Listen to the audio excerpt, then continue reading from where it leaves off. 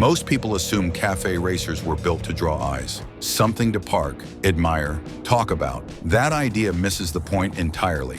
Long before motorcycles were filtered, framed, or judged, these machines were cut down for one single purpose: getting away. Riders removed anything that slowed them, softened them, or explained them.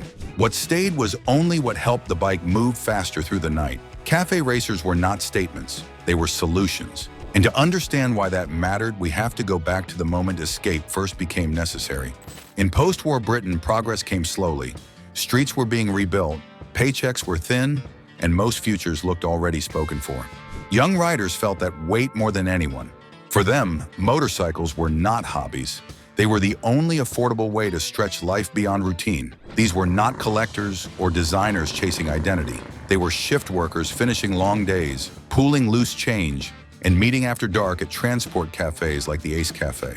Not to pose, not to perform, just to feel awake for a few minutes longer. The machines were nothing special: used motorcycles, borrowed parts, worn engines that still ran. Ownership meant little. What mattered was whether the bike could make the run. They gathered, waited for the jukebox, argued over records, and when the needle dropped, they left. Cafe to cafe, chasing time rather than rivals. Beating a song meant beating limits of place, of schedule, of expectation. To make that possible, weight disappeared. Fenders were removed, seats shortened, bars lowered. Each change served movement, not appearance. Less mass meant quicker response. Quicker response meant a wider horizon. This was not rebellion meant to be noticed. It was pressure finding release. Repetition turned into ritual. Knowledge was shared quietly. A mindset took shape. And from that mindset came a question that still matters. When everything looks the part today, how do you recognize the machines that still earn it? And if this way of thinking about motorcycles feels familiar, if riding has always meant freedom more than fashion, go ahead and tap the like button, drop a little hype below, and subscribe. If you've been here a while, you already know what Iron Pulse is about. We drop the essentials: old school, rider-made style; the cap, for long miles and windy days; the T, for the garage, the ride, and everywhere in between; the mug, for early starts and late nights planning the next run. No hype, just the mark. 20% off right now. Link in the description down below. That's what tells us to keep telling the stories behind the machines, not just showing the machines themselves. A true cafe racer was never defined by appearance. It was defined by intent, by use, and by what it allowed a rider to leave behind. These motorcycles were built by the people who rode them, not ordered, not curated. They took shape in cold garages and borrowed spaces, guided by trial, error, and accountability. Every modification carried consequence. Every problem belonged to the rider who created it. That relationship mattered, because freedom came from understanding the machine completely. Simplicity followed out of necessity, not fashion. Anything that did not help the motorcycle move, turn, or endure. A long night disappeared. Engines stayed exposed. Frames remained honest. Nothing pretended to be refined. That restraint reduced dependence and returned control to the rider. Flawlessness was never the goal. Real cafe racers showed use, scratched tanks, mismatched parts, small compromises made to keep moving. Those marks were not defects. They were proof of learning, of time spent riding instead of polishing. Above all else, a cafe racer had to function. It needed to start, run, and survive routine miles in poor weather and late hours. Rideability mattered more than appearance, because a machine that could not be trusted could never offer escape. Together, these principles formed a discipline, not a trend. And they explain why the name is easy to claim, but difficult to earn. With this foundation, it's clear not every cafe racer deserves the name. Some were built fast, some were built beautiful, but only a few were shaped with the discipline, lesson, and respect that defined the original movement. This list doesn't begin with extremes or spectacle. It begins with intention. The top 12 cafe racers that follow are defined by character, rideability, and spirit. Machines accessible, usable, and honest. Meant to be ridden often and daily by those who needed something that worked. Every bike earns its place through fidelity to that original mindset. But before we even name a single bike, here's a question for you. Which motorcycle do you think truly earned the cafe racer spirit? The ones stripped for speed and freedom, not for show.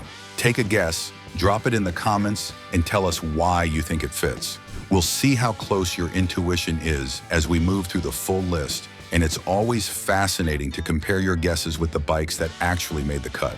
Let's dive in. Number 12. Royal Enfield Bullet and Continental GT. When the conversation turns to the true spirit of café racers, freedom earned through use, Royal Enfield quietly bridges past and present. The Bullet, followed by the Continental GT, was never a prestige machine. It was approachable, mechanical, and meant to be ridden often. By the 1950s and 1960s, British-built bullets served as everyday transportation. Riders chose them because they were affordable, understandable, and fixable after a long shift. That practicality made them ideal foundations. Weight was removed, handling sharpened, miles accumulated through late hours, not for attention, but for release. The original Continental GT carried that same logic forward. It was among the first production motorcycles to acknowledge what riders were already doing on their own, leaning forward, lowering handlebars, and choosing control over comfort. The modern Continental GT continues that mindset with dependable engineering and an honest layout. Not flashy, not precious, just capable. The Royal Enfield reminds us how café racing began at its most honest, simple mechanics, rider involvement, and freedom earned through effort. But for some riders, that simplicity wasn't the end goal. They wanted the same sense of escape, just sharpened by the influence of competition and the sound of racing ideas bleeding into the street.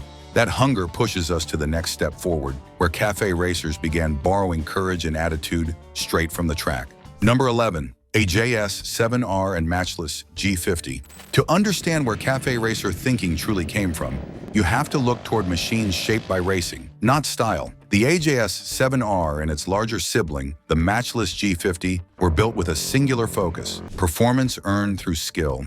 These motorcycles emerged from Britain's deep competition culture. Light, purposeful, and mechanically honest, they taught riders what speed felt like when nothing was hidden or softened. There was no excess to disguise mistakes. What you put in is what you got back. Let me ask you this. When you think about a real café racer, does it start with racing DNA like this? Or does it begin on the street, shaped by everyday riding? Take a guess and share your thinking in the comments, because the answer to that question quietly guides the rest of this list. Those race-bred machines carried inspiration, but they also lived on the edge, demanding, rare, and not always practical for everyday rebellion. Many riders still needed something they could actually live with, wrench on after work, and ride hard without apology. That tension leads us to the next machine, one rooted not in racing dreams alone, but in real streets, real wages, and real freedom.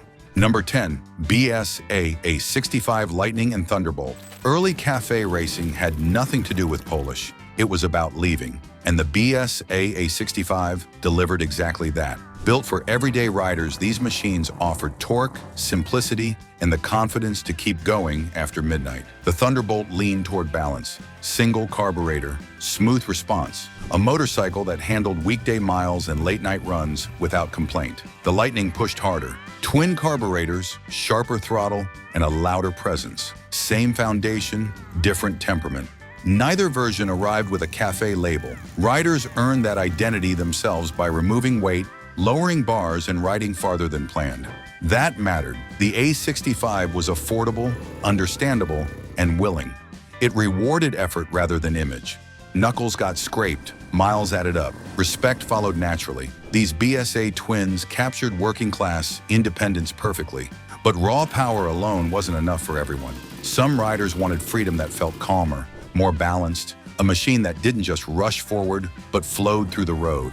That search for composure without losing soul carries us into the next direction, where handling and harmony mattered as much as speed. Number 9. Norton Dominator 88 and 99. If café racers were about freedom through control, the Norton Dominator sat squarely at the center of that idea. Introduced in the early 1950s, it was not built to impress anyone standing still. It was built to feel right once the road opened up. The 88 and later the 99 delivered smooth, usable power and a steady twin-cylinder rhythm that inspired confidence. That balance mattered more than headline speed. Riders wanted something that could be pushed hard, turned cleanly, and trusted to make it home before sunrise. That is why Dominators became natural café platforms. Bars were lowered, weight removed, and miles chased because the chassis invited commitment. It tolerated long nights, rough tuning, and honest riding. No drama, no flash, just a machine that rewarded skill. Yet it still asked riders to accept the factory's idea of good enough. Café racing, at its core, was never about accepting limits. For riders who believed freedom meant building their own answers, the solution wasn't another model, it was reinvention. That belief pulls us into the next chapter, where creativity mattered more than brand loyalty. Number 8, the Tribsa. The Tribsa might be the purest expression freedom because it was never handed down by a factory. It came from riders who refused to accept what they were given. The Tribsa was not a brand name, but a solution, blending a Triumph parallel twin engine with a BSA frame chosen for strength and availability. This was not customization for attention. It was necessity turned into independence. In post-war Britain, motorcycles failed, parts were scarce, and money was tight. Riders adapted, mixed components, and kept riding. Every Tribsa reflected its builder's priorities, whether speed, durability, or balance. That is why it matters. It marks the moment café racing stopped being about ownership and became about creation. And that shift changes everything moving forward. But not every rider wanted to fabricate a motorcycle from parts bins and late nights. Some wanted a foundation that already felt alive, ready to run the moment the road opened up. That desire for accessible freedom brings us to the next answer. A machine that didn't need to be invented, only unleashed. Number 7, the Triumph Bonneville T120. If café racers spoke a common language, the Bonneville was the accent everyone understood. It arrived in 1959 at a restless moment when riders wanted distance, speed, and a machine that would still run the next morning. The Bonneville delivered honest power, a sound that encouraged confidence and the kind of reliability that invited daily use. This was not a fragile race tool. It was something you could ride to work, adjust after dinner, then push hard between cafés. Riders chose it because it responded without drama and welcomed modification without protest. But for a certain kind of rider, even that felt crowded. Some wanted less noise, less excess, and more connection. A motorcycle that stripped freedom down to a single heartbeat in a single cylinder. That craving leads us to the next step ahead, where café racing becomes quieter, rawer, and even more personal. Number 6, the BSA Gold Star. This was not a motorcycle pretending to be fast. It demanded commitment and gave everything back in return. Born from real performance, the Gold Star carried a reputation riders trusted because it had already proven itself on demanding roads and hard miles. One cylinder, minimal weight, and nothing between the rider and the machine. It vibrated, it spoke, and it never hid mistakes. That honesty mattered. You did not soften a Gold Star into a café racer. You simply rode it the way it wanted to be ridden. It rewarded focus, punished laziness, and made every mile feel intentional. And let me ask you something. Have you ever ridden a motorcycle that demanded your full attention like this? One that made every mistake obvious but every good mile unforgettable? If you have, share that experience in the comments. Because bikes like the Gold Star didn't just teach speed, they taught riders who they were becoming. And here's where things change. From here on, we're in the top 5, machines that didn't compromise and didn't need to. This was the last moment of compromise. What comes next belongs to the core. Number 5, the Velocette Venom and Thruxton. Long before café racers were photographed, they were chased, ridden, and occasionally hidden. The Velocette Venom came from that world. It was a serious British single built for riders who cared about results, not appearances. Then came the Thruxton, shaped by real racing rules and long-distance punishment. This was not a styled machine. It was homologation made street legal. Lightweight, sharp handling, and a motor tuned to survive sustained speed separated it from almost everything else on the road. Riders respected it because it demanded skill and returned precision. Nothing about it was casual. Today, original examples command serious money in the United States, not because they are fashionable, but because their credibility never faded. And credibility becomes even rarer higher up this list. But that careful balance wasn't enough for everyone. Some riders wanted freedom to feel louder, heavier, and more demanding. A motorcycle that reminded them constantly that escape comes with consequence. That appetite for intensity pulls us toward the next chapter, where freedom grows heavier, faster, and far less forgiving. Number 4, the Norton Atlas and the Commando. Before café racers became objects to photograph, riders searched for motorcycles that delivered character and trusted speed. That is where the Norton Atlas enters the story. It was built to cover distance with confidence,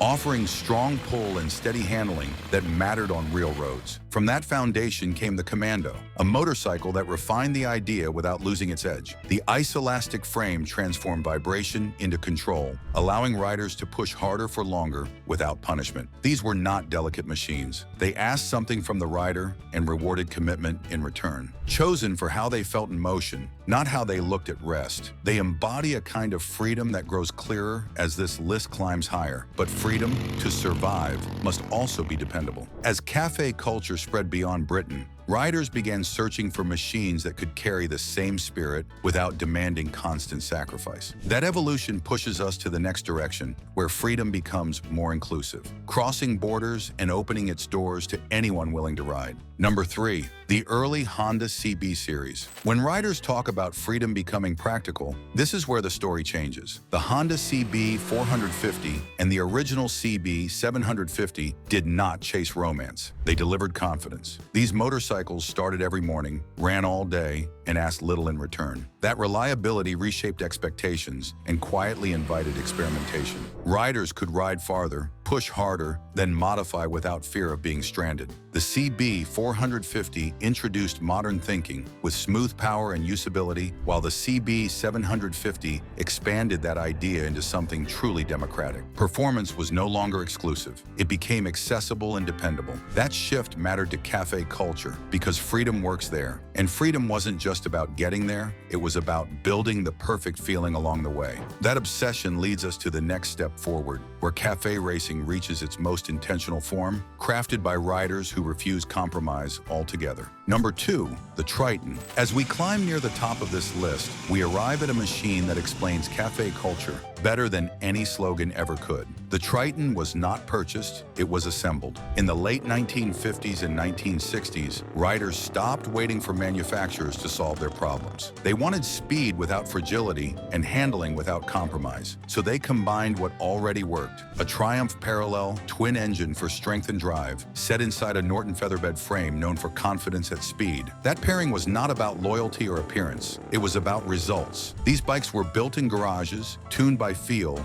and proven on real roads. Every Triton reflected its builder's judgment and priorities. That is why values today still vary widely, because no two are truly alike. The Triton matters because it proves cafe racing was never about buying the right motorcycle. It was about building freedom by hand. And that idea leads directly to the final hero. Quick pause before we get to the final chapter. If you're enjoying the ride so far, hit that like button. And if you want to support us even more, becoming a member gets you early access to what's coming next. The Triton stands as the ultimate individual solution, powerful, precise, and purpose-built. Yet even it points beyond itself, because cafe racing was never meant to be perfected by a single machine. It was meant to live in the spaces between bikes, riders, and roads. That realization brings us to the final step ahead, where the focus shifts from metal to meaning. Number 1, the rocker-era British cafe racer. This list was never about selecting the best machine. It was about finding the source of everything that followed. This one is not a model you can buy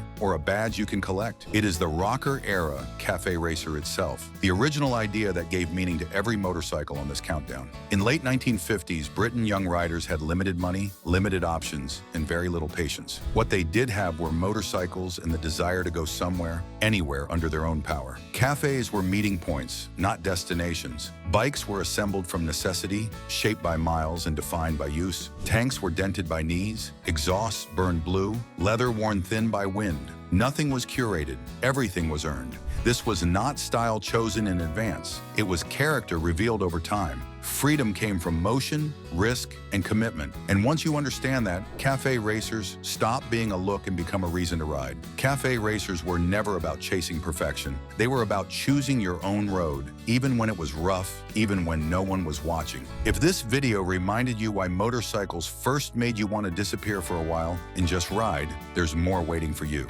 Click the next video to continue the road trip. Join our tribe by subscribing. And if you want to support the channel and get early access to new videos, become a member. And if this ride meant something to you, don't forget to like the video. We'll see you down the road.